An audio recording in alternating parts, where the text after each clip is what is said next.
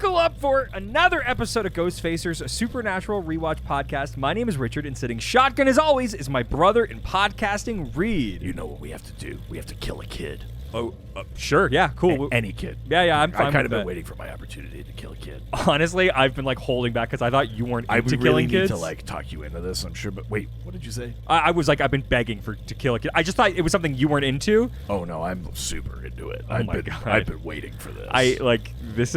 I knew that we were meant for each other, but I didn't realize it would be over killing kids. Let's get into it. Hell yeah.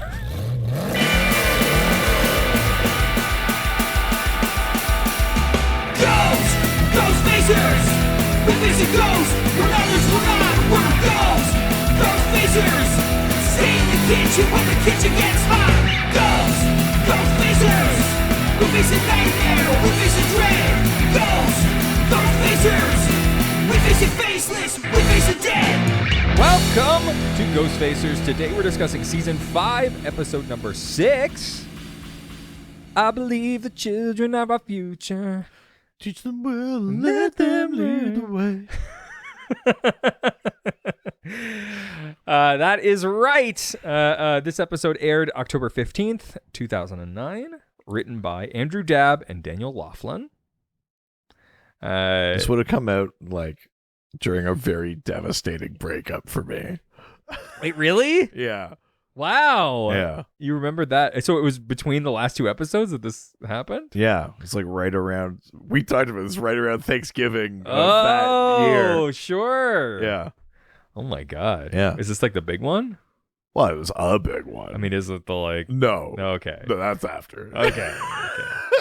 Subscribe to the Dr. DC Patreon if you want to know more. Yeah, if you want to know all of the deepest, darkest secrets about me, subscribe to the Patreon for our other podcast. Yeah, which we don't Where even I talk seem about. to be very free with the information I give. Yeah, we don't really talk about comics even there very much. No, we don't. It's mostly secrets. Yeah. There's a lot of secrets that are shared there. If you're ever oh, I didn't know that about them, everyone else knew because now you can't not know it. yeah, about us. there are things that you'll never forget. Like a poop knife. Come on. Directed by Charles Beeson. Viewed by an estimated 2.3.57. Back up a little. A million It was viewers. 2.4 something. Yeah, it would do 2.47. Now it's 2.57. I know. Got that Paris Hilton bump. That's. I guess in hindsight, Yeah, maybe. post that episode. Oh, I didn't know that they had these type of people. Yeah, they're on this relevant. Yeah. I'm not gonna watch that episode though, but I will watch the next one. Yeah. To see maybe if she's a recurring character. Yeah. Yeah. She just joins the boys. She's the third Winchester. I mean, look, I wouldn't put it past this show. Well, we've got two promos. Two promos. That's right. I bet they're totally different from each other. And by that I mean no. They are. Are they? There was actually even more promos because they did a bunch of I don't know if this is mid-season or third. There was we didn't talk about it last week, but at the end of the episode they did another soon. Yeah, that's right. That had stuff for the next 5 or so episodes. So there was part more of this promo, Yeah. the kind of soon thing. Is Part it of more it. than just this episode? Yeah, I think so. Okay, all right. All right, let's look at the promos and find out. I actually don't mind that promo, but it's super generic. Definitely also isn't super in line with the other stuff in this episode. This episode is half. Most of the clips in that promo aren't from that episode. They're No. from episodes that are either upcoming Yeah. or there was the shot of the sky beam. Sure, shit, yeah. But it's not a bad promo. It has a consistent tone and stuff, and they actually do a good job by, I think, avoiding clips from this episode. True, yeah. But it's definitely more generic. Yeah. All right. That's what the season is, kind of thing. Get to the one actually about this episode then. Sure. That's not a bad promo. I think it's pretty exciting. I think they do a good job by putting it on Cass. Yes. Because, the idea of, we Cass got wanting to kill her. Kill a kid. Yeah. He's the Antichrist. He'll destroy the host of heaven. Yeah. You're oh, fuck. Yeah. I don't know. That kind of worked. It's not necessarily the most representative of the episode, But it does take the like craziest part of the episode. But I think it's a decent promo. It does also spoil the like reveal in the episode. I guess, yeah. Well, yeah, because the episode plays coy for like half its runtime. But yeah, that's not a bad promo actually. Well, Can't believe I'm saying that. I agree. But let's get into the international titles. Scrumpadooches.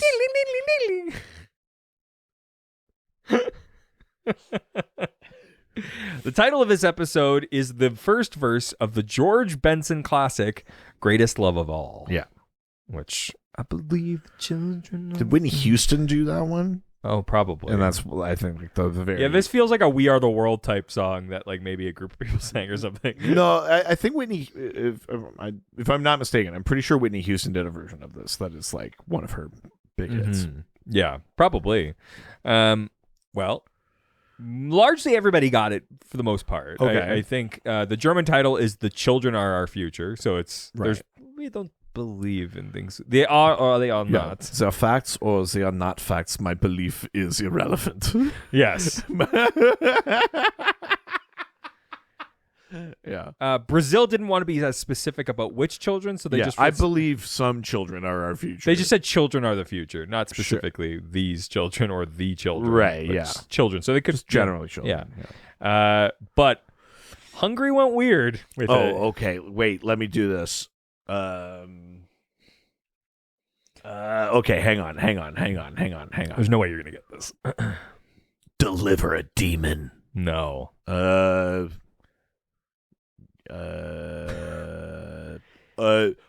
hang on.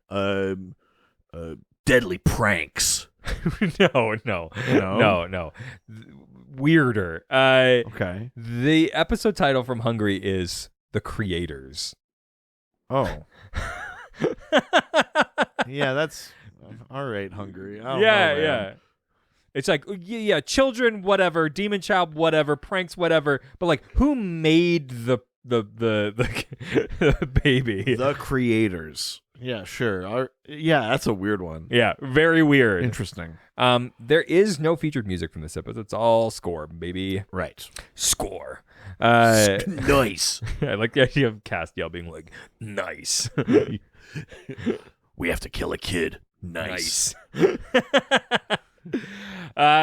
TV Guide describes this episode as Sam and Dean investigate a series of murders that echo fairy tales and urban legends. Their probe leads them to an 11-year-old boy who's able to make everything he believes come true. Castiel thinks the lad is... All right. The lad. Yeah, fucking easy.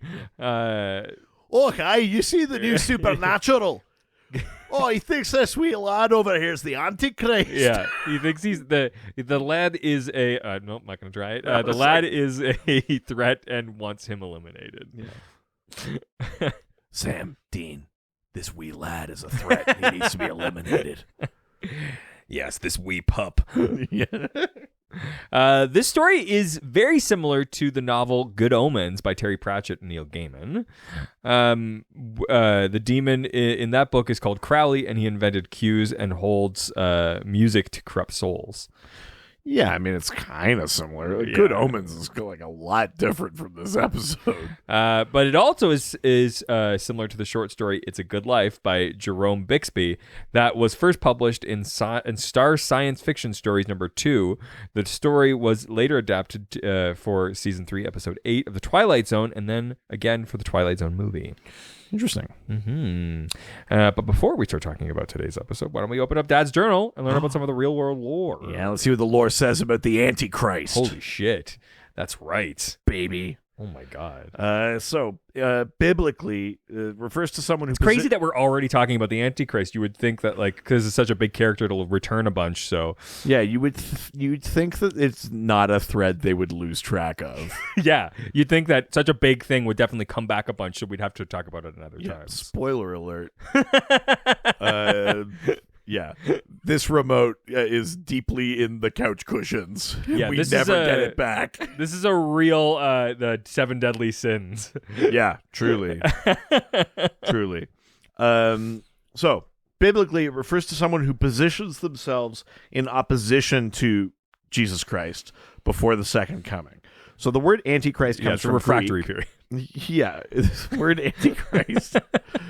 Just wait, there's a better joke. Oh, okay. The word Antichrist comes from Greek. Christos means like the anointed one or whatever, but the anti, it can mean opposite, but it can also mean like in place of. Oh, So like someone like pretending. Sure. So it's the idea of like being false, sort of false things. god. Yeah. Yeah. There's also the word pseudo-Christos, which is found in some Greek translations of the Gospels, in addition to the word antichristos. Is that when you use like spray butter or something? It's like a pseudo Crisco. Yeah. I mean, that's right. I mean, if you want to make reverse donuts, you need antichrist, anticriscos.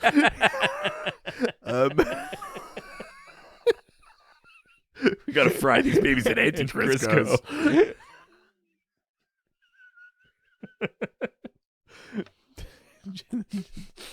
Good Lord. It's described. The Antichrist is described as someone who denies the Father and the Son. Also known or referred to as the little horn, the man of sin, or the beast of the sea. Oh. It's obviously generally a New Testament thing because it's Christ related. But it does have some ties to things that show up in the old Hebrew Bible, describing a, quote, final persecutor who would speak great words against the Most High and wear out the saints of the Most High and think to change times and laws. Whoa, dude. When it's 420, it like... Yeah. You ever think about like changing times and laws? Whoa, you're like the Most High. I'm the Antichrist. It's thought that quote that I just said refers to the Seleucid king Antiochus IV. Sure. That guy. Which I'm listening to a podcast all about antiquity. I just listened to a whole episode about Antiochus IV, so I read this and I was like, well, that's a fun thing I'm going to throw in. Oh my God. Somebody set up the dikes. There's going to be a flood. Yeah, ladies. You want to hear my thoughts on the Seleucid Empire? Better get a new pair of underwear. Yeah, just wait till we get to Parthia, baby. Oh my God. So the New Testament references the Antichrist a few times, but it's unclear if it's referring to a single recurring person or entity or just the general idea of false prophets and pretenders. It's actually a little bit of both. There are some instances where it's clearly pretty vague, and then a couple, I think the books are like, it's a book of John or something, and it's also Thessalonians, where it's like, oh, this is starting to sound like one person. Sure. So yeah, in Thessalonians, the idea solidifies of a singular Antichrist, perhaps among Antichrists. Like a Antichrist superstar. Yeah, Antichrist superstar. I guess you're not really anything you say you are. Whoa! Yeah, so that one is known as the beast from the abyss or the beast from the sea. Medieval texts also expand on the history of the one Antichrist. They really latch onto that idea. So in the medieval works, they really latch onto the idea of the anti or the being opposite. If you're into comics, think of this as reverse Christ. I tried that once. Yeah. Broke my hip. It was me, Jesus. The reverse Christ. Reverse Christ. Remember when you were walking on the beach and there was only one set of footsteps? Yeah. It's because it was me. Yeah, remember when you could only make a couple of sandwiches out of the fish and bread available? It was me, Jesus. Do you remember when you made water into wine? Yeah. It was me, Jesus. This is a very niche DC Comics joke. I'm realizing now I'm telling it on the wrong podcast. The religious and DC crossover. Okay, yeah. So now I need a shirt made. Okay. That is there's Jesus, and then in opposite colors there's the Antichrist, and he's saying, "It was me, Jesus." It's a shirt only for me. It was Mises. It was Mises, obviously. So in these medieval ones where they're like really playing with the opposite idea, Jesus is born of a virgin, nice. and God, right? So then the Antichrist is born of a whore through traditional conception with someone diabolical. It could be a man, it could be a demon. It's kind of unclear, actually, in some of those works. The Antichrist and Jesus are both meant to be Jews, but the Antichrist, I guess, comes from the bad tribe, the tribe of Dan, which they refer to as like vipers, as opposed to the tribe of Judah. I don't know enough about that. Sure, yeah. The Antichrist is supposed to be born in Babylon, not Bethlehem. Babylon. Ugh. Yeah, it's only like the cradle of fucking Mesopotamia. Yeah. Fucking trash heap. Yeah, get fucked, Nebuchadnezzar. Oh my god. The Antichrist's miracles that he performs will only be tricks and illusions, as opposed to the real ones Jesus would perform. But interestingly, they go, Jesus' teachings made him persecuted in that. The Antichrist, however, he'll be lauded and hailed. People will fucking love him. Yeah. It's that kind of like false idolatry sort of thing. He will deceive people with signs and wonders. He'll sit in the temple of God and claim to be God himself. So it's, again, that ultimate false idolatry. It's pride, like all of these kind of sinful things. This is the bit that I think you'll like. It's said he will be defeated by Jesus Christ himself during the second coming, who will destroy him by, quote, the spirit of his mouth and, quote, the brightness of his coming. Nice. Yeah. Looks like you could use a little spirit of my mouth. God, no wonder they call him niced. I'll get the evil out of you one way or another. I just suck it out like a snake venom. I'm sorry if you're religious. I mean, after listening this far into this podcast, Yeah, I mean, you got to know either by now. either you're fine or you aren't anymore. Yeah, that's true. Here's a problematic little element that shouldn't surprise anybody. And with religion? There's a medieval thinker named Joachim of Fiore. I think it's Italian vaguely, but he claimed that there would be like a succession of antichrists. He believed that the Emperor Nero was one of them. He believed that Muhammad and Saladin were antichrists. Which is a big like yikes. That's a big like we need more crusades kind of bullshit. It was heavily believed in the Middle Ages that the coming of the Antichrist was imminent. They were like, it's happening. Whoa. But interestingly, in the 20th century, some believed that Benito Mussolini was the Antichrist. I mean, because he was trying to like rebirth the Roman Empire, right? Yeah. The great enemy of Christ and Christians is the Roman Empire. So they were like, there was a kind of school of thought in some that Mussolini was an antichrist. When the moon hits your eyes and it looks Jesus Christ, that's the anti. Yeah. Well, say what you will about the antichrist, but the trains ran on time. Oh no.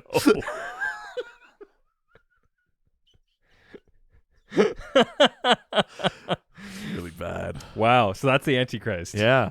Jesus. Yeah. The reverse Christ. Yeah. Give her the old reverse Christ. Yeah. I broke a hip last time I tried the reverse Christ. You ever try to do a Christ air?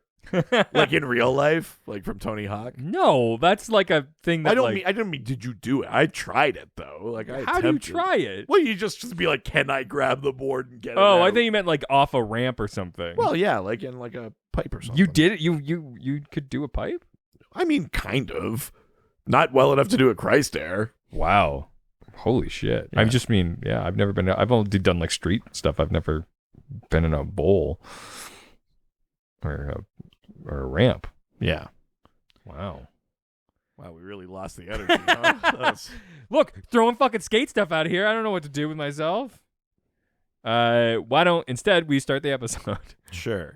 We begin. Did you know that the reversed Christ has the negative Father, Son, and Holy Spirit?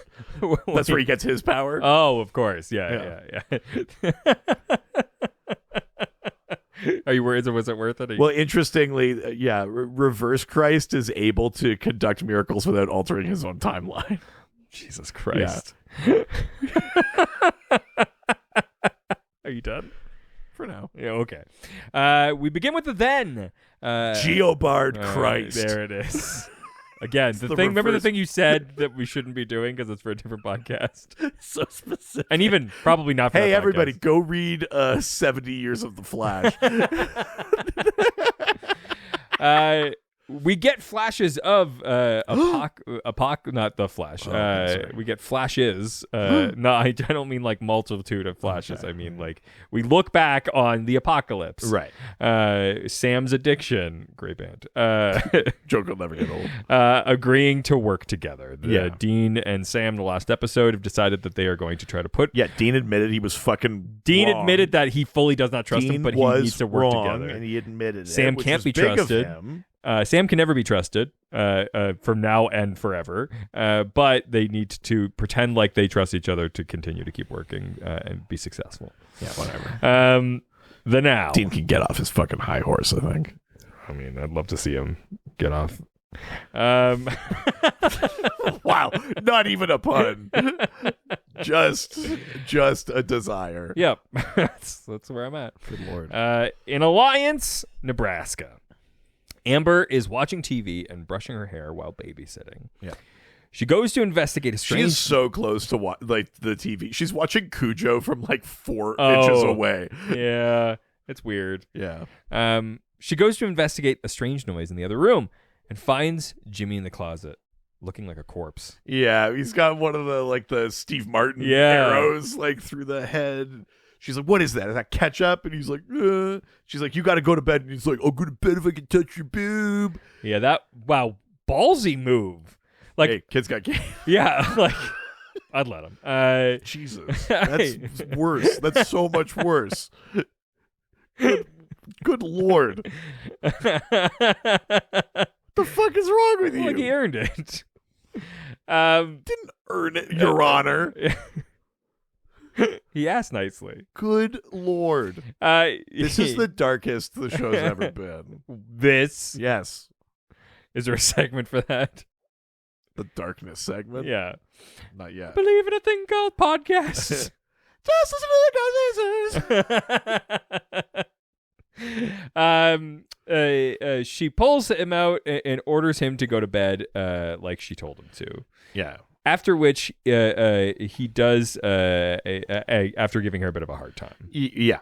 And she returns to what she was doing. Yeah, which is watching Cujo from 4 inches away from the TV. As you do. Yeah. Later, Jimmy's parents come home to a darkened house. It's like a cut. There's been a span of time. Yeah. The TV's just static, and the parents come home. And the dad goes like, I'll drive Amber home. And you just go. So he turns off the TV, and he's like, Amber, wake up.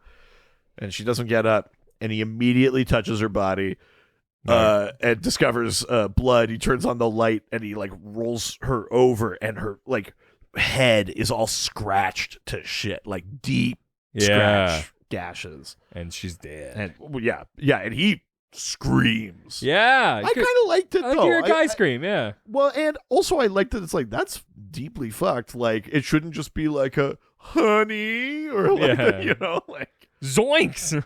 Yeah. Zoink, Scoob! Like, her skull's all scratched, man. Roro. We now cut to the morgue the next day. Yeah. Sam and Dean as agents Page and Plant, obviously. Famous musicians. I mean, sorry, famous what? Musicians? Did you say magicians? I said musicians. Famous magicians, Page and Plant. Someone could say that the way that they make music is like magic. It's not. It's not. Yeah, you could do it. Yeah. I just choose not to. Oh, you say that for a lot of things. Shut up. They're discussing the case with the coroner. But yeah, Jimmy Page and Robert Plant, Led Zeppelin. Whatever, who gives a shit? Anyone could do what they do.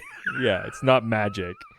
He tells them that he thought Amber had been attacked by an animal until they had found her own press-on nails in her temporal lobe. Yeah, and Sam is like, is that even possible? And she clawed through her own He's skull. like, we can call it whatever you want. OCD, PCP.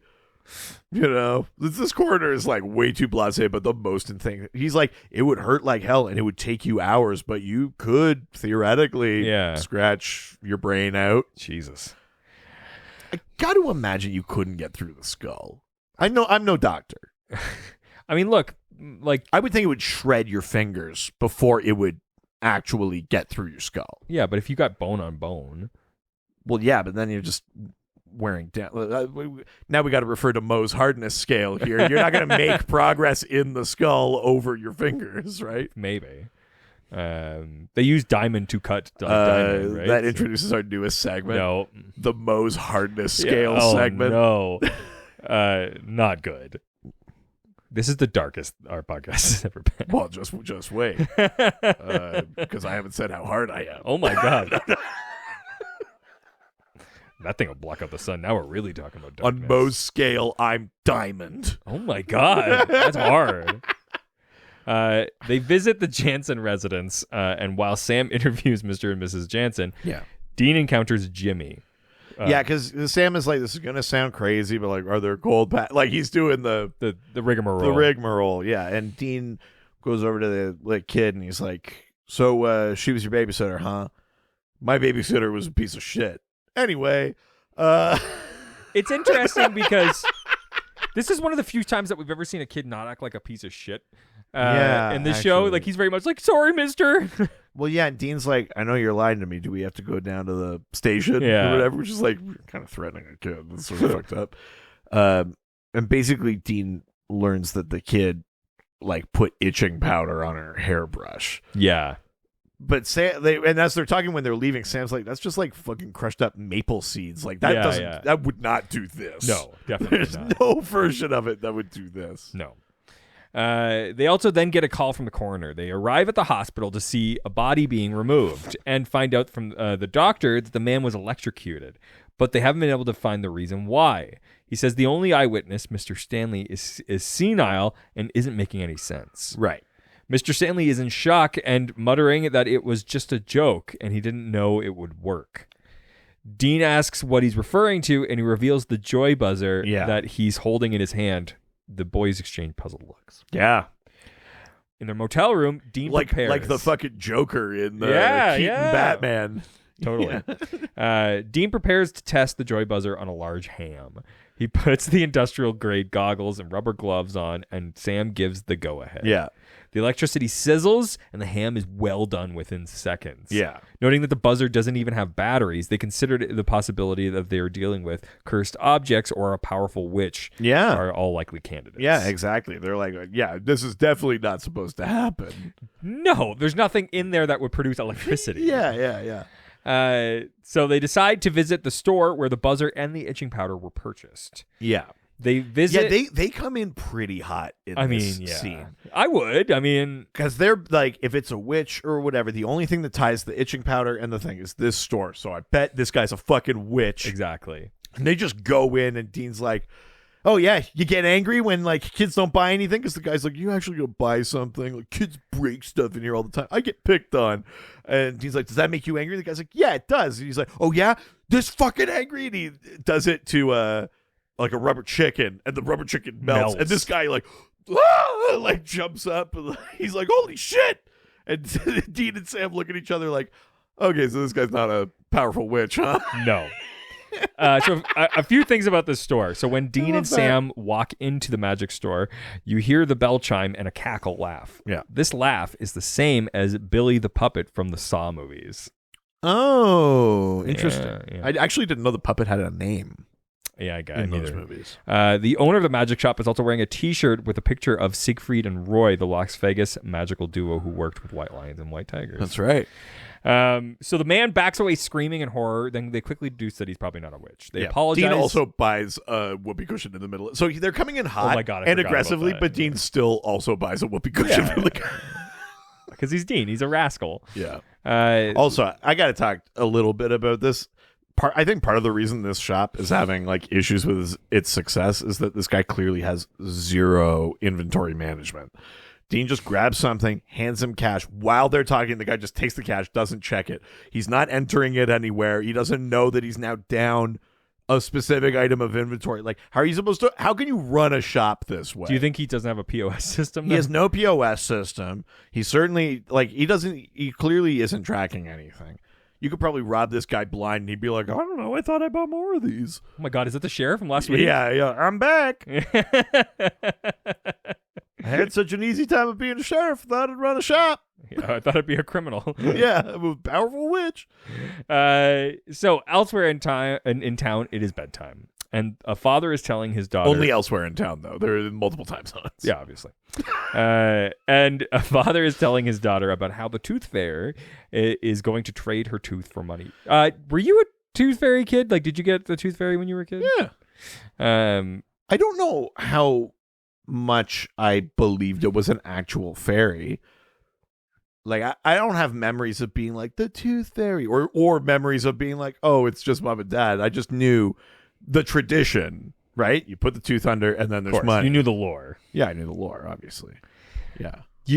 I feel like you have an interesting She story. the tooth fairy has to pay back a debt of blood. Wasn't there something funny with your child and the tooth fairy not that long ago? Well, it's just that we watch Teen Titans Go a lot, Yes. and the tooth fairy on that show is super creepy and eats teeth. Yes. And you're like, ta ta ta ta ta. Like, oh, I love Yes. your lovely crunchy teeth. Ta ta ta ta. Yes. So that's what she believes the tooth fairy to be. And is still okay with it. Yeah, she's fine with it.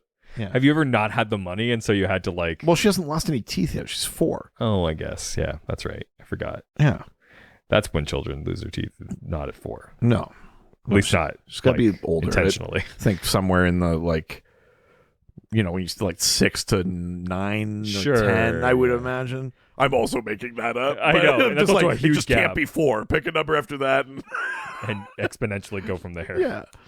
The girl makes it clear that she doesn't want some freak coming into her room while she is sleeping. Still, her dad This kid has no time for her dad's bullshit. No. Her dad still puts the tooth under her pillow and kisses her goodnight. Yeah. Later. And then she, for some reason, gets up, takes her own tooth, puts it under his pillow, which is like, that's some sort of fucking Sicilian message shit. That's true. Like, he wakes up and he's like, there's her tooth under there. It's like, you try to fuck with me with this tooth fairy bullshit again? This is going to be your tooth. Yeah. Like, what the fuck is that? This kid creeps me the shit out. Yes. But later in that night, the father is startled awake when a guy that looks like a biker in a fairy costume slaps his hand over his mouth. Who is this actor? I feel like I've seen him in a dozen things. Probably, but I don't know. Where it's like, we need a tough guy. Yes. Yeah. The man tells the dad to hold still. He might feel a little pinch. Yeah. And wields a large pair of pliers. Yeah, like giant industrial pliers. Yeah. At the hospital, the man has been admitted after 32 teeth were extracted. 34. 32. I believe they say 34. My notes say 32. It's not important. It is to me. And reports that his assailant left 32 quarters under his pillow. It's not important. That's your opinion about it. I like to be thorough. After he describes the man to Sam, and Dean suggested that the man is whacked out on pain medicine, but the fact that his teeth are gone, and 32 of them specifically, and whoever or whatever attacked him got past lockers and windows to do it. Dean has also discovered other crazy cases at the hospital. Son of a bitch, it's 32. Thank you. I don't know why you never believe me, but here we go. No. Pardon? It's fine. It's fine? That's what I thought. That's why I can never trust you. You said this was a fresh start. There's other crazy cases at the hospital, like kids with ulcers from mixing Pop Rocks and Coke. Did you ever do that as a kid? Pop Rocks and Coke? Yeah. Probably. Yeah, I don't remember doing it. I did snort pixie sticks once. That hurt you did. a lot. Yeah, you were 30. No. But it's never mind. End of story. Why would that was the last time I ever did something like that. Yeah, no, never, right? Some booger. Moving on. Getting some of that booger sugar. What a horrible term. Booger sugar. Ba, ba, ba, ba, ba, ba. Oh, booger sugar. You are my candy. You are my candy girl. And you got me wanting you. And a guy who needs plastic surgery because his face froze that way. Yeah. And Sam goes, "What do you mean that way?" And then Dean does the face. Yeah. It's very funny. After further discussion, they finally make the connection that all of the cases are related to the lies that children believe. Yeah. Yeah, it's weird. This family kept they kept not being able to get back together. They kept getting back together because that's lies that children believe. Oh yeah, these people keep trying to get divorced and they can't. Yeah. That would be a funny thing to explore. Actually, I mean, I guess I'm saying funny. It's actually kind of sad, Dad just comes back and he has cigarettes. Oh no! Oh no! Sorry, it just took me a while to find the store. Yeah, it's been 8 years. Oh no! That's pretty funny. They figure whatever it is must be reshaping those lies into reality. They think it would have to be the powers of a god or maybe a trickster. Yeah. Presumably one with the sense of humor of a 9-year-old. Yeah. Sounds like a trickster and Sam says, well, yeah, your sense of humor. Yeah. Dean, you child. Petulant child. Are you Says anti-Dean it's now? a fresh start. Just lords things over. Are you the anti-Dean? I'm reverse Dean. Oh my God. Give him the old reverse Dean. I think you're doing that image. Ooh. The reverse Dean is where I do him in the front seat of a car.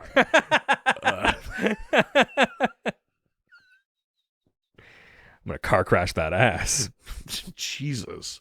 Back in the motel room. Can I just say, Yeah. I saw like I don't know if it's a joke or like a funny text or something like that. Some meme thing where it's like person texts their dad and says, I just got in like a fender bender. I got rear-ended. I need help. Can you please come and get me? Yeah. And the dad says, yeah, of course. I'm glad you're okay, but just hang on a sec. I'm going to need some time. Your mother is also getting rear-ended right now.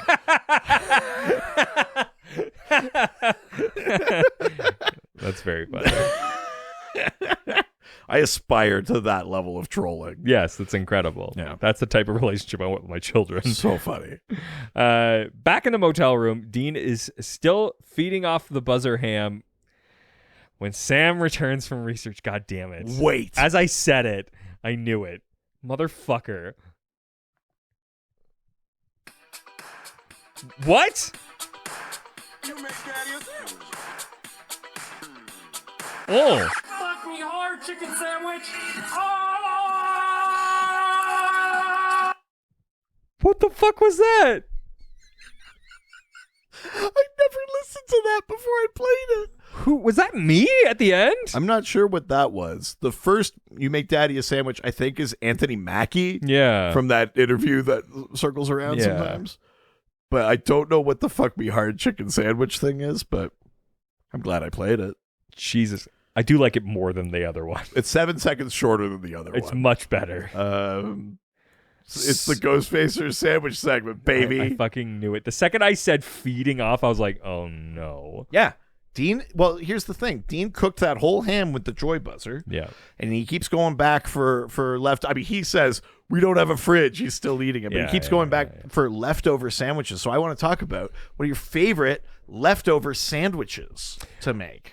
Okay. I will say a ham sandwich might be my favorite. I love a leftover ham. So I'm very particular about my ham sandwich. One, you mean like you have a roast ham that you've yes. made for something, and then you're using the Yes. roast ham steak or whatever in your sandwich. Exactly. I'm very like minimal ingredients when it comes to a ham sandwich. I want basically just like buttered toast, mayo, cheddar cheese, and ham, and that's it. Interesting. That's all I want. Maybe mustard. Maybe some spicy, like really spicy mustard. Love a mustard. Yeah. I need a mustard in almost any sandwich. Really? Yeah. I love mustard. Even a sexual sandwich? Yeah. Especially. Yeah. What was your first group sex? Whatever the fuck the sandwich segment was a couple of It was weeks very ago. popular. Oh God. Yeah. I do love leftover ham. A leftover ham sandwich is like pretty top tier for me. I also really go for like Turkey. A hot turkey sandwich or something like that. Do you do the hot turkey sandwich, but it's not really a sandwich as much as you just like pour gravy over bread and turkey and then Yes.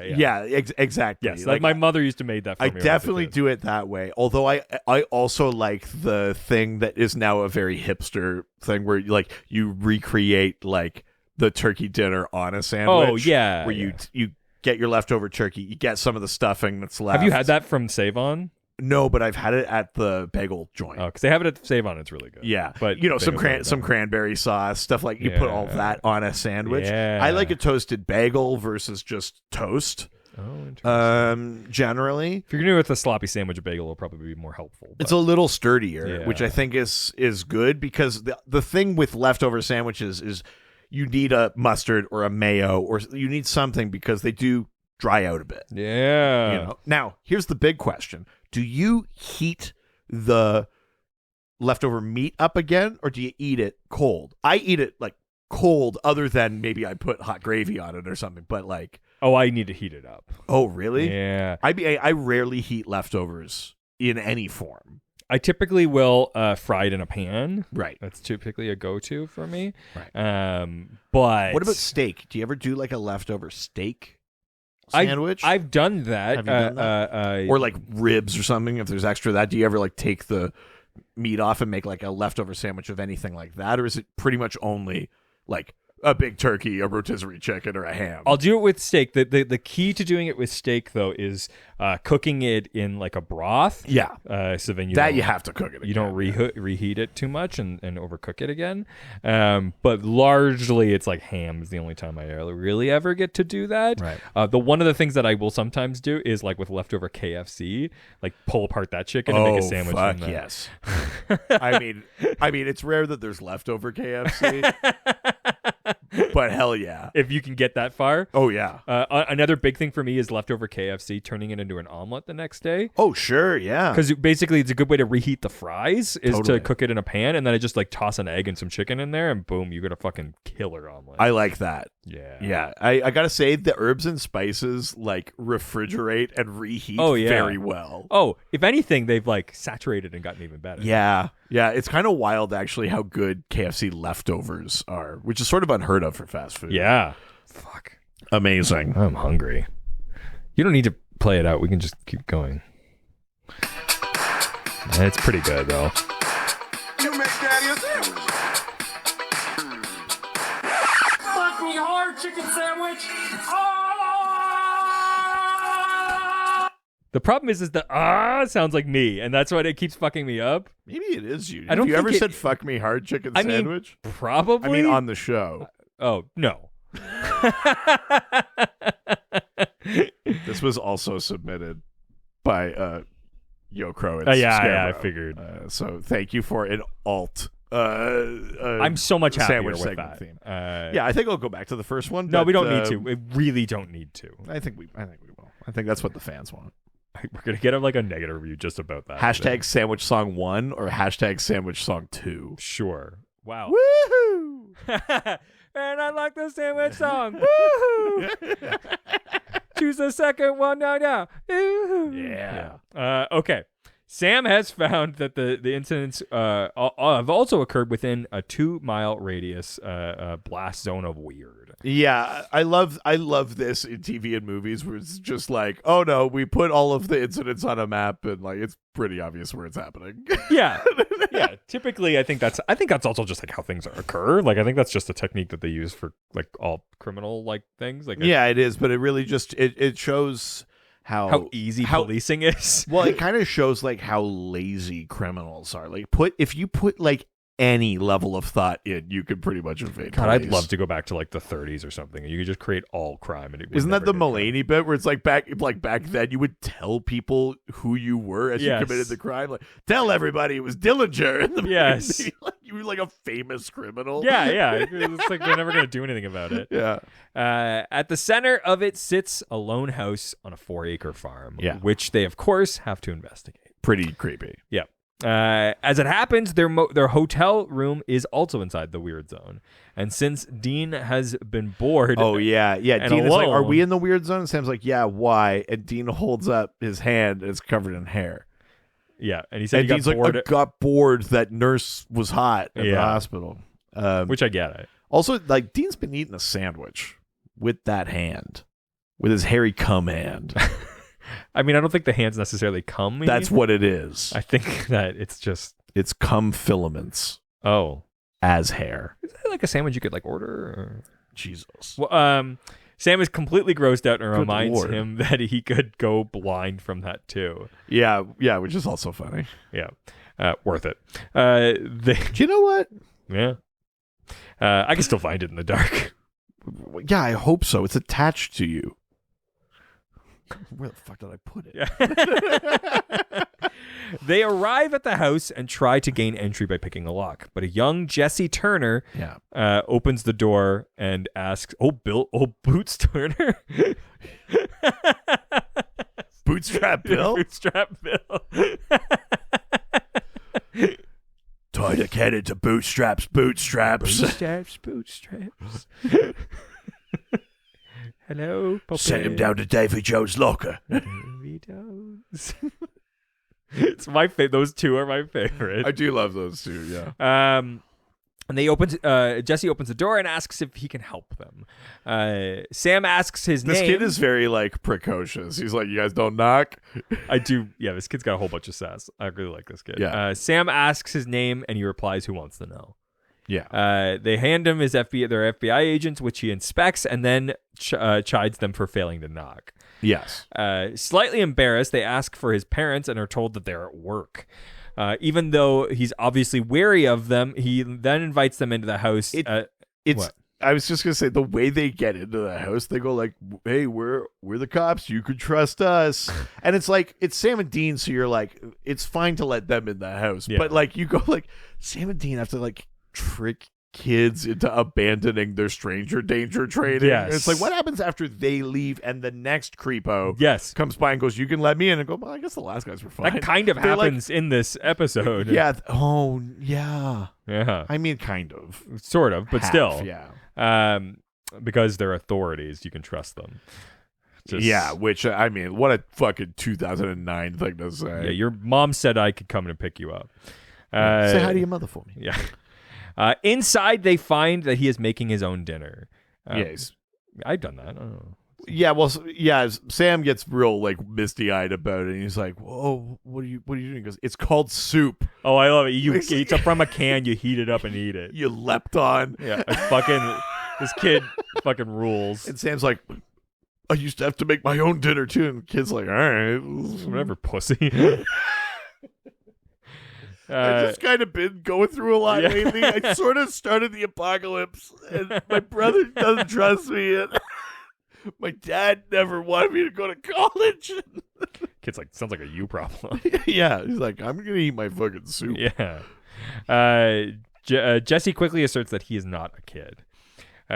Dean notices a child's drawing of a bearded guy in a tutu on the fridge and asks if Jesse drew it. He says yes, and Dean seems surprised that Dean wouldn't know who the tooth fairy was. That's the tooth fairy. You fucking idiot.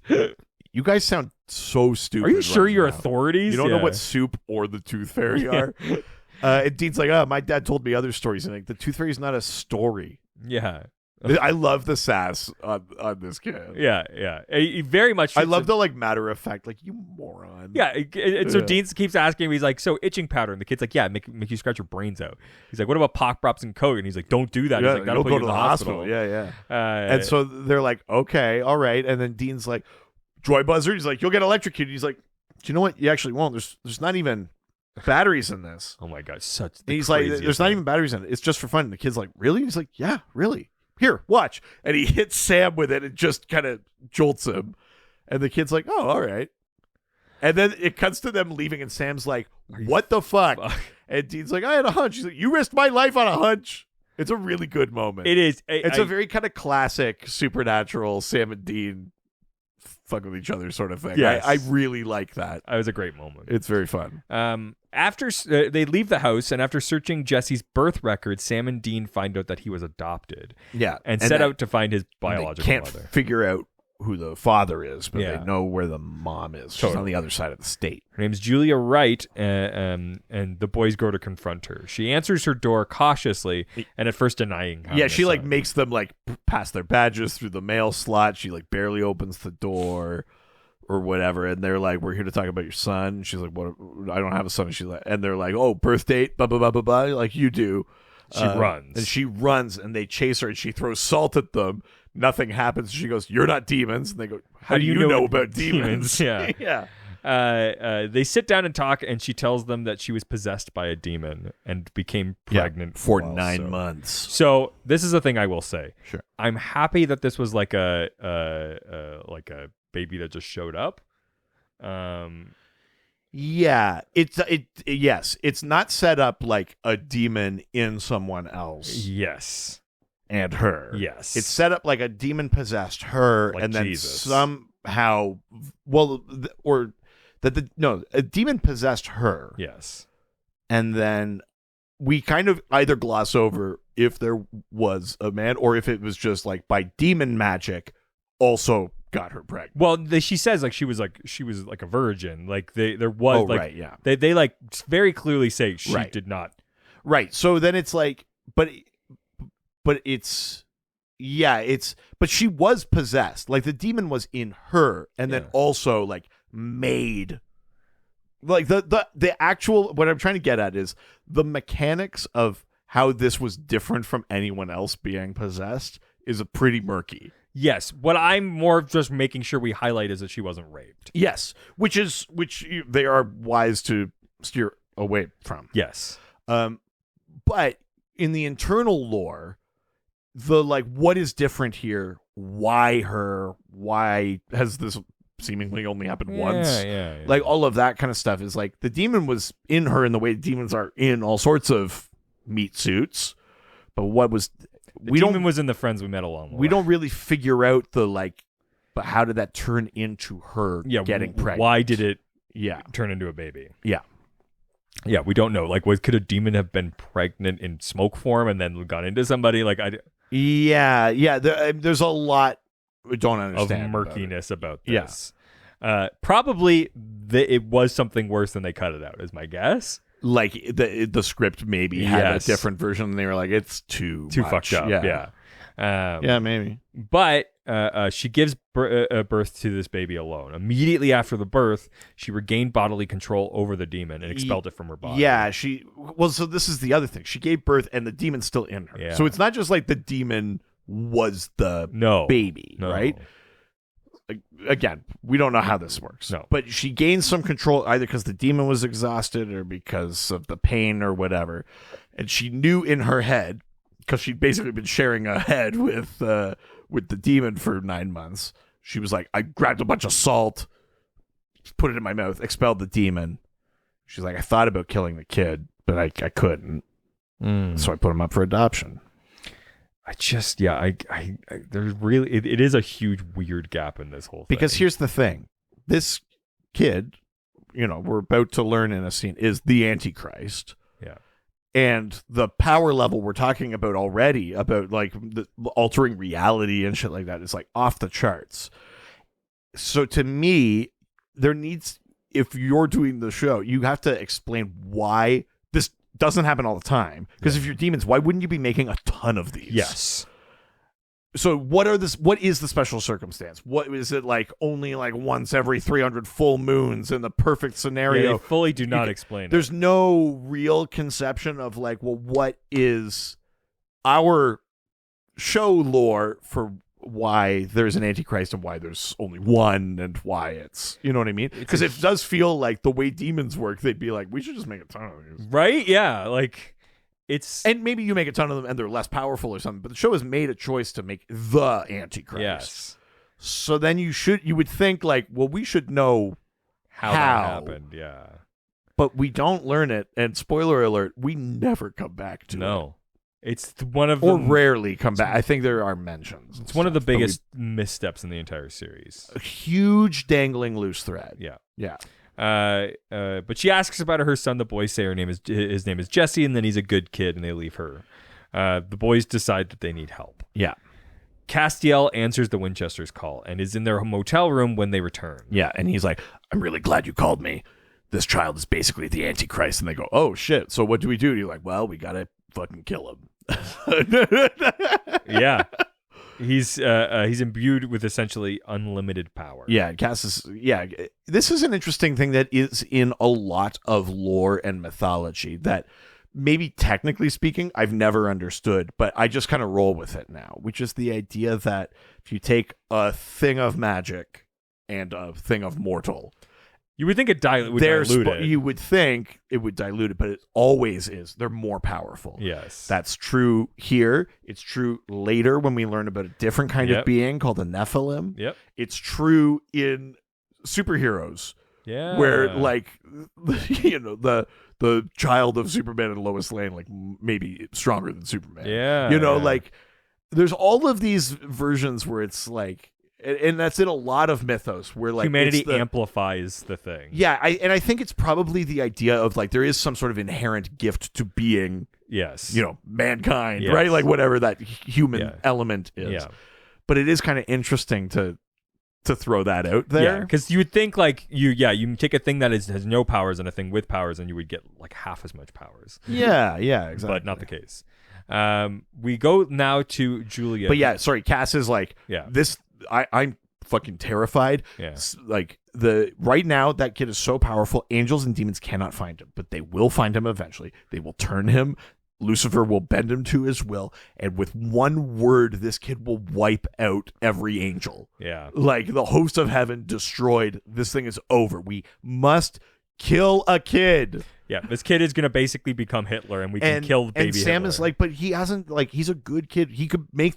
If we explain it to him, he can make the right choice. And Castle looks at Sam. This is a great Misha moment. Oh my god! Because he's like furious. Yeah. Because Cass is like, I'm not fucking around here. And Sam says he can make the right choice. And Castle looks at Sam and says, "You didn't." Oh. And it's like a really aggressive Cass moment. Yeah. It plays so well. It's great. And Cass. And the boys have to go like, shit. Because like if he flew away, he's like gonna go kill this kid. It's so fucking hot. Whoa. Oh my god. Well, you didn't make the right choice. You little bitch. Yeah, get over here. Yeah, put on this leash. So now we cut to Julia exiting her house. This is when somebody didn't, because the Winchesters were there, they are not on their guard. Because she started by the mailman at fucking like 11 o'clock at night. Yeah, but it's still like light out. No, it was dark. Oh, was it? It's dark. It's weird. Night shift. Yeah, night mail. Night mail. Oh, you just sold a pitch of the room. Hell yeah. Yeah, here's it's like Night Court, but it's mail. Yeah, exactly. Yeah. It's like what's that one with the newspaper of like the next day's news? Oh. Early edition. Oh yeah, sure, yeah. Yeah. Here's your letter for tomorrow. Yeah. Yeah. Your grandmother. Yeah, for someone being that cagey, her guard is like way down. Yes. But yeah, the demon is like, oh, I've been looking for you, and we, not that. It's like, we've just been waiting and watching you. We can't find the kid, but we're watching you. We saw that you spoke to the Winchesters, and now we're, they told you where the kid is, didn't they?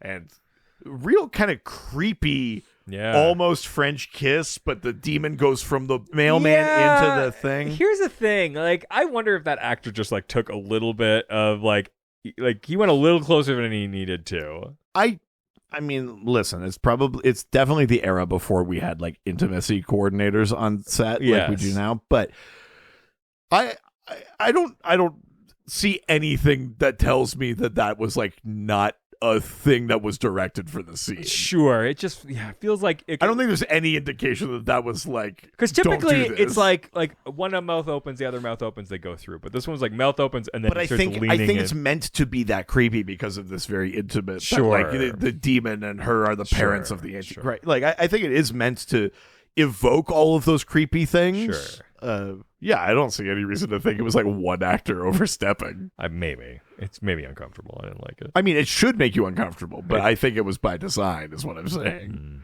Okay, I think it's that guy. He's a creep.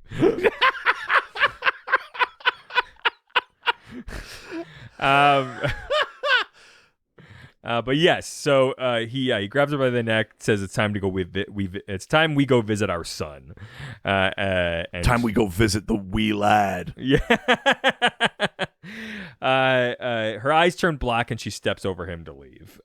In Jesse's living room, Castiel appears, startling him with a glass of water, dropping it and smashing it beneath his feet. He slowly backs Jesse Yeah, into and a Cass corner. is like, I'm not here to hurt you. And then, Which is- immediately goes, but I'm pretty much going to stab you. Yeah, except for don't worry about the thing behind my back. Yeah. Concealing the silver knife behind his back. Yeah, the kid's like calling for his parents, and Cass is like, your parents are asleep. I assure you they won't wake up. But by the way, don't freak out. So scary. Yeah. Jesse screams for his parents. Yeah. And just as Castiel's about to stab him, Dean kicks open the door and Castiel seems to be gone. Yeah. But he is turned into a knife-wielding Castiel action figure.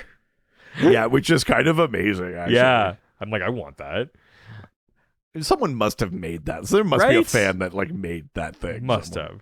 Jesse asks if Castiel was their friend and says that he turned Cass into a toy. And he says, how did I do that? And Dean responds that he's a superhero. Yeah. And that he and Sam need to take him to a place where he'll be properly trained to fight evil, kind of like an X-Men, complete with a guy in a wheelchair. Yeah, it's funny that like South Dakota. the kid's like the X-Men, and Dean's like, you know what, it is like the X-Men. Actually, our guy's also in a Yeah, wheelchair. it's very funny. Yeah. It's a great moment. Yeah. He's selling it. Demon You possessed. remember when the X-Men movie came out Mhm. and there's the scene where like Wolverine meets them Yes. and Xavier's like, this is Cyclops, Storm, like whatever. And Wolverine being very flippant, he's like, Cyclops, Storm, what do they call you? Wheels? Like, you piece of shit. It's clearly not his power. Yes. Jesus. It is kind of funny, though. It's a good line, but like, good Lord.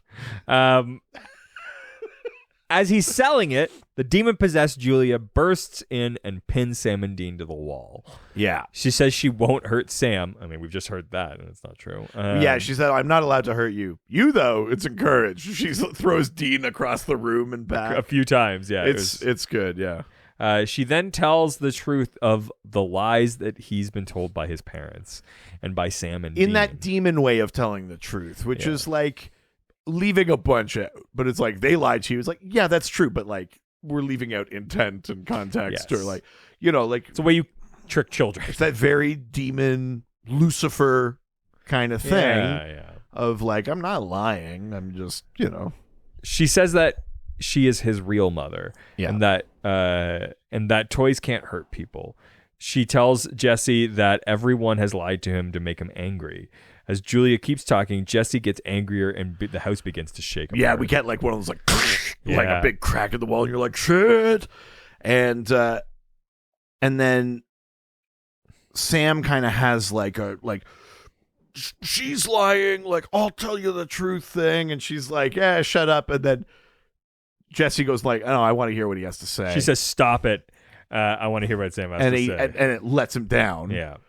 And then Sam starts talking, and he says like, yeah, we lied to you, me and Dean. We hunt monsters.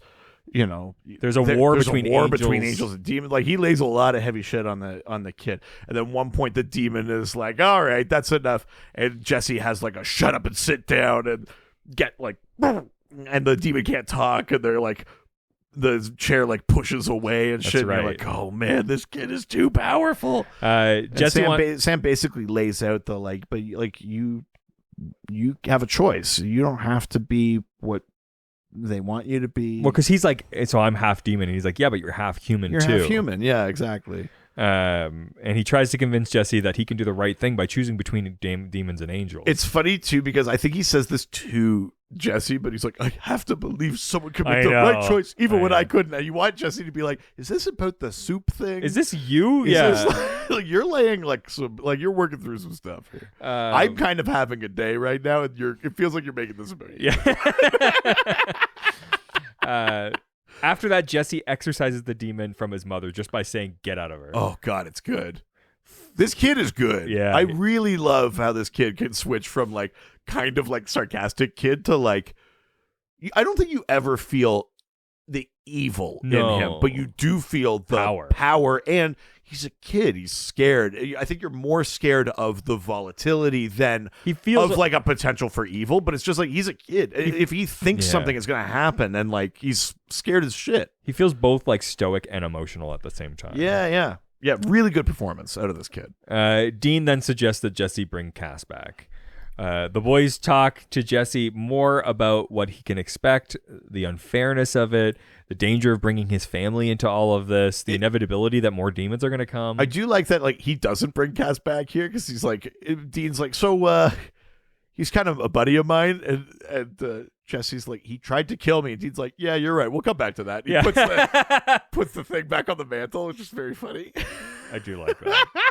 They have this whole conversation, and they're like, you know, like, yeah, your family's going to be in danger. They're going to keep coming for you. He was like, our dad tried to protect us, and then he's like, where's your dad? And he's like, he's dead. A demon killed him. Yeah. So Jesse takes a moment. Jesse's like, so I can't stay here. I can't go with my family then. He's very like intelligent and like can put two and two together. I mean, the episode is smart by showing us that he is already pretty self-sufficient and quote unquote grown up. Yeah. Because he has a lot of adult decisions to make in like 4 minutes. It's true. You know, and even though they're not comparable, like setting up the like he cooks his own food, blah blah blah. Like it does give you a sort of like his kid's gonna be all right. It gives you like a language for.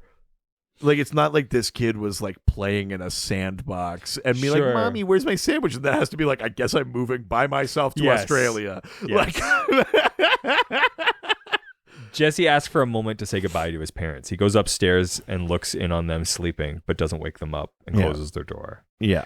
And then he goes into his room. Yeah. He ponders as he stares at the Surf Australia poster on his wall. Yeah.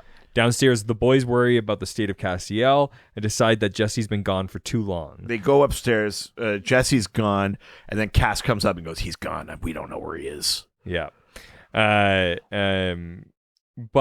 he's left a note apologizing to his parents, saying that he loves them and wants to keep them safe.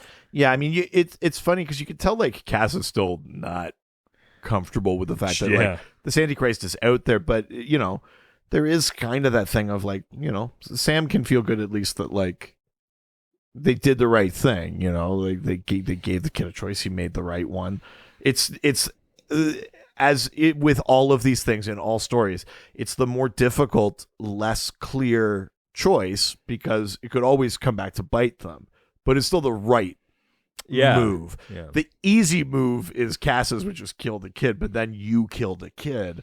You know, Sam's move is more difficult, and maybe eventually this kid does embrace the evil and ruins everything, but it's the right choice. To do, it's a very, you know, that's what, you know, Superman would do. That's what, you know, it's what Aragorn would do. Like all of your hero characters would make this call because it's the right thing.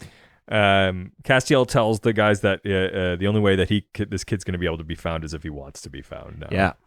Like he is fully out. Yeah, and that applies to the writers of the show as well. They'll never find him. Yeah. Very funny. As they drive out of town, Dean and Sam are rueful about having had to ruin Jesse's life by telling him the truth. Yeah. Dean says that he's starting to get that people lie to their kids as a way of shielding them from the evil so that they can go to bed feeling safe. Yeah, and he's like, I kind of wish Dad had lied to us. And Sam's like, me too. And that's the end of the episode. That's the end of the episode. It's like, Jesus Christ. I know. Wow. There's a severe, as we're getting into how we feel about this episode, there's a severe whiplash effect in this episode. Yes. Last week we talked about how the episode kind of couldn't figure out what tone it was. This feels different to me because it feels very deliberate. It wants to be two different things, and we'll do one and then do the other. Well, but I last week's felt like they just couldn't pick a lane. Yeah. This week's is like, for emotional impact, we're going to start this episode on the kind of fun side. Yeah. Which is like, oh, silly kid pranks are happening. And like, yeah, bad things are happening. But like, you know, it's one of those episodes. It's like, oh, there's wishes coming true or some shit like that.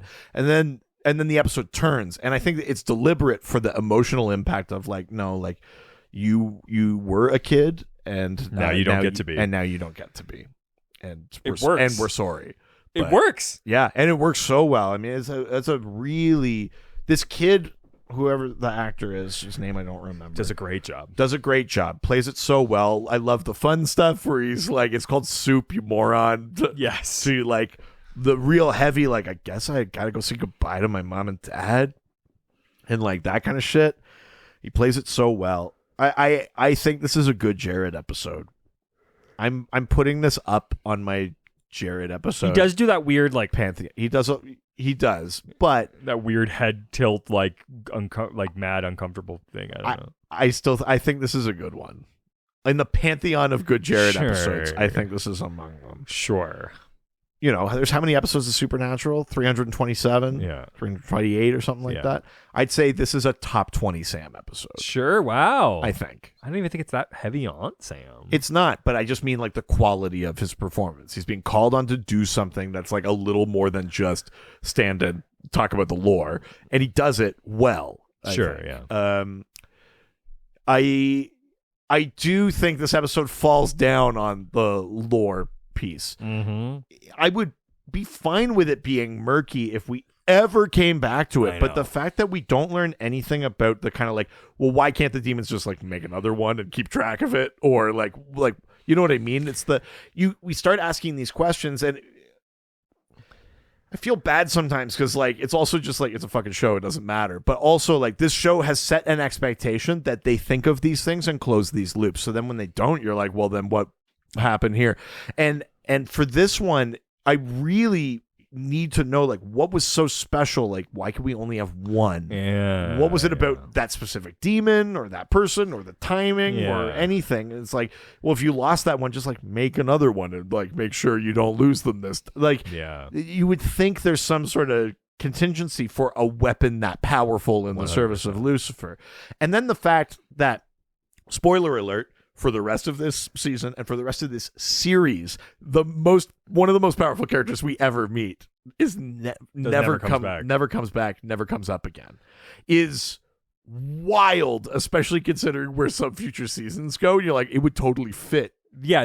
I mean, here. they do a good enough of a job to explain that, like, how that it could never show back up again. Because it'd be one thing if they're like, oh, he went to go live with Bobby, Sure. or like, you know, like he like you don't want to be found again, whatever, that's fine, but like places this show goes and directions Yes. different seasons take, you'd be like, do you know what, we actually never tied that up. This is a perfect opportunity Yes. to, and you just, even if it's just one more episode, and they never do. And I think that I'm applying that in this rewatch, which is maybe slightly unfair, but I'm like, well, then you blew it. yeah.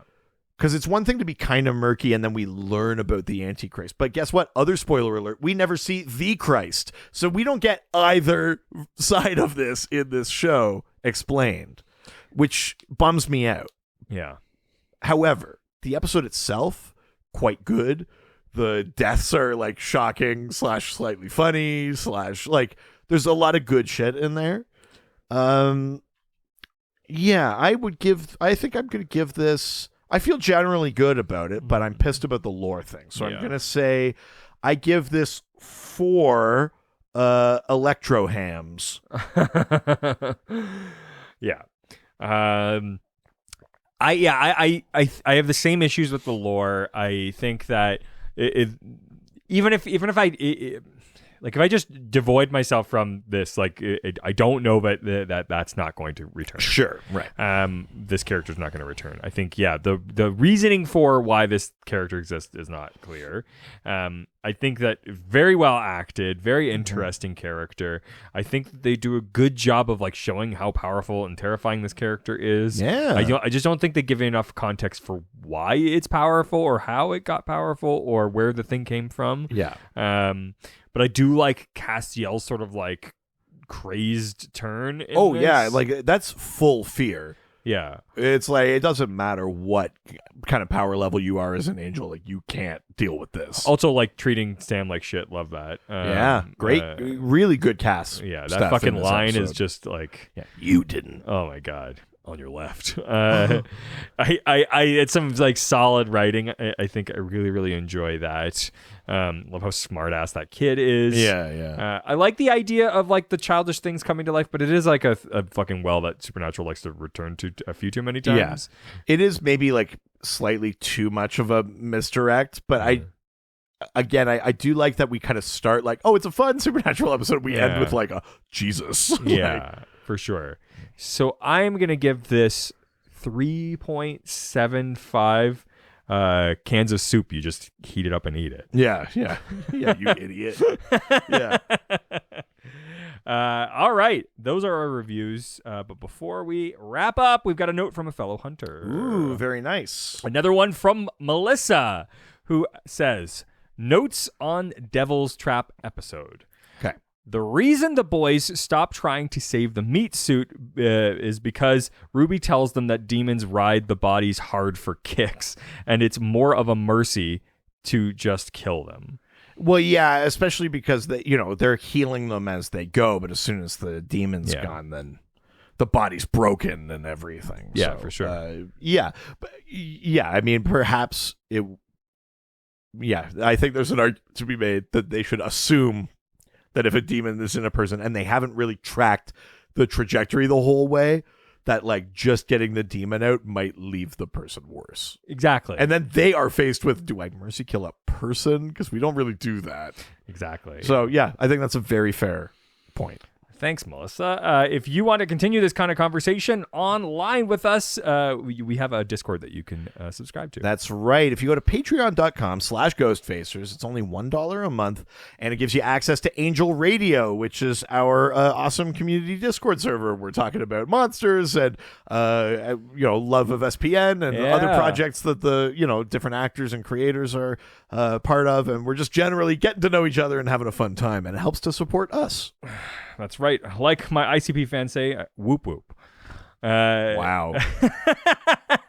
And if you want to send a message like Melissa did for us to discuss on the show, maybe about a past or future episode, some ponderings about demon blood, you can send us an email. Yeah, ghostfacerspodcast@gmail.com. If you got drops for the various segments that we're doing. If you have an idea for a segment, just make a drop for it, and I'll wedge it in. Don't worry.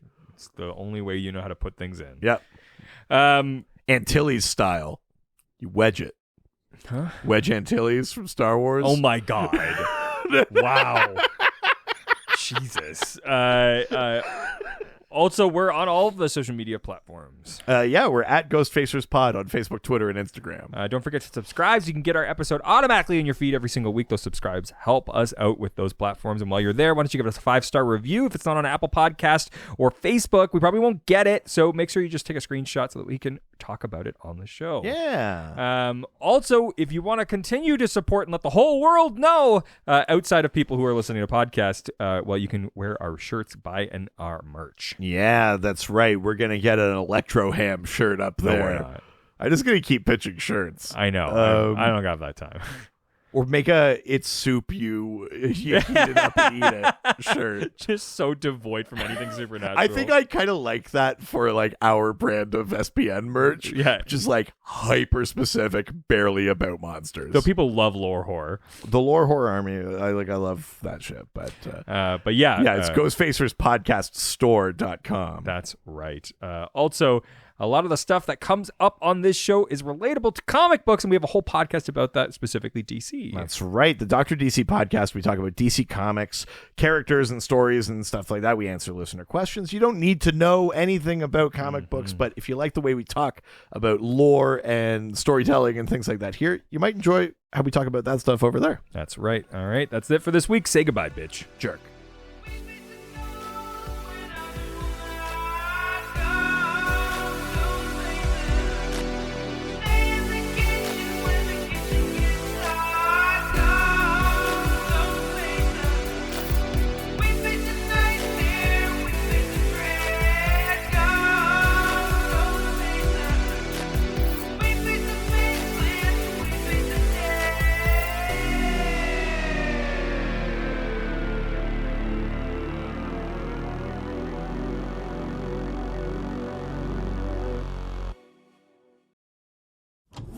This was a Brain Freeze podcast.